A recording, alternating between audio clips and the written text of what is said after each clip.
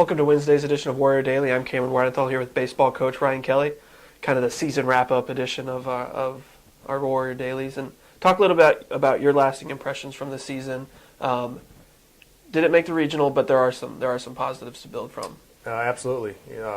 We did a lot of things throughout the course of the year, and baseball is a pretty strenuous collegiate sport. When you're going from the first days of the fall semester in September through the last days of the winter semester in April, May, and then guys go to summer ball, and then they do it all over again. So you got a lot of activity. But we learned a lot from our team from day one. Showed a lot of heart and soul, a lot of passion, a lot of camaraderie, battled through some adversity together. But to get over 30 wins again was promising, finishing second in the conference. We did not make it to the regionals. Probably a good shot if we did, that we would have gotten in there, but Bellarmine took care of business at the GLVC conference tournament. They won it, so they got an automatic bid. That definitely hurt us trying to get in. But again, motivation moving forward. Our returners that are coming back for next year, I think there's some excitement there. They've got a taste in their mouth that they want to get out and go back and get to that the NCAA level of postseason. We got to keep pushing, but lasting impression was good. Had some awesome individual performances, picked up some big-time awards, and I think it's a bright future for our seniors that finished up and our returners that are coming back. And going off that, the individual accolades, we had 4 on first team, all GLIAC. We had 3 on all region. Brad Gunther was added to the Tino Martinez semifinalist list, which is the top player in college baseball, which is a pretty big deal. So there's some things there that the returners can look to and be like, this is possible at Wayne State. Without question. A number of the guys that made the all-conference recognition were seniors, and I think the dedication, the commitment going back to their first year of their college career at Wayne State University and getting to where they had to go, the work ethic they put in, great example to many. Brad Gunther and Casey Koster and Pierce and Kenny Davis to make that first team in their last season was pretty extraordinary.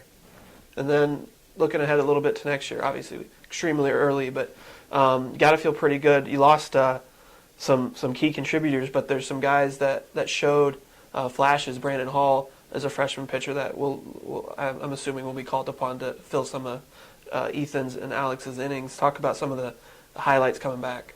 We're excited about it.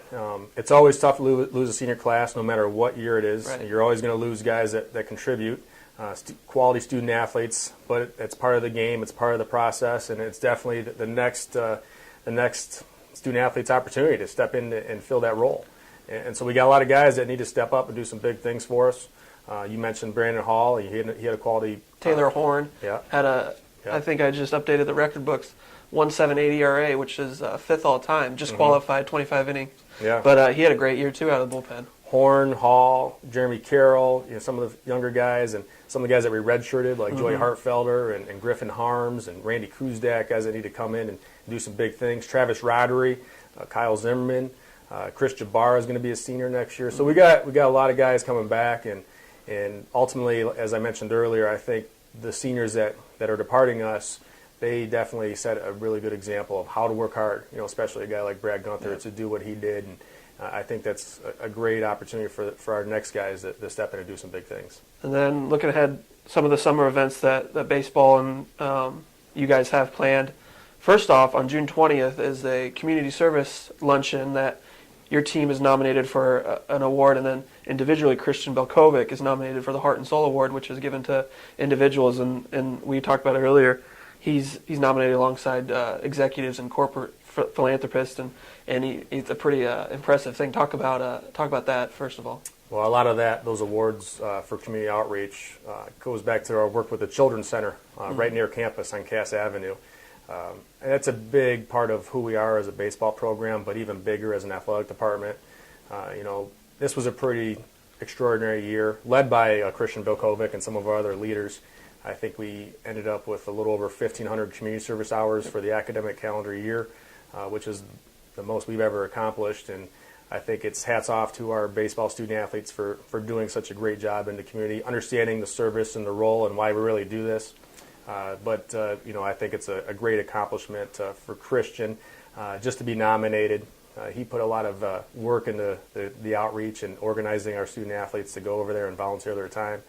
So we're excited for him, without question. But that's a big part of who we are, and we'll continue to adopt that philosophy as we move forward. And then some other summer events. You got the summer camp, and then later on you got the alumni golf reunion weekend. Talk a little bit about those two events. Well, the summer baseball camp is always a solid tradition for us. We've been doing that for a number of years now.